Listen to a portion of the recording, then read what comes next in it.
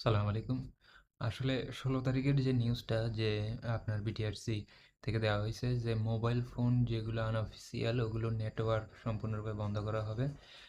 অর্থাৎ ১৬ ডিসেম্বরের আগে যেগুলো আপনার আনঅফিসিয়াল সেট আছে ওগুলো তো সমস্যা নেই, বাট ১৬ ডিসেম্বরের পর থেকে আনঅফিসিয়াল সেটগুলোতে আপনার নেটওয়ার্ক ইস্যু থাকবে, অর্থাৎ ওগুলোতে আর সিম কানেক্ট হবে না, কারণ ওগুলো আর রেজিস্টার হবে না।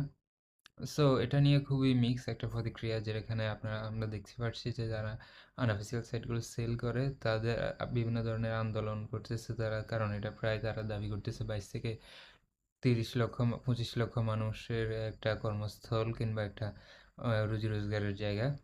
সো বাট বিটিআরসি থেকে এই নিয়ে কোনো আলাপ আলোচনা আমরা শুনি নাই, এবং এই আনঅফিসিয়াল সেট বিক্রয়কারীরা জানাচ্ছে যে তাদের সাথে এসব নিয়ে একটু আলোচনা করলে হয়তো বেটার হয়।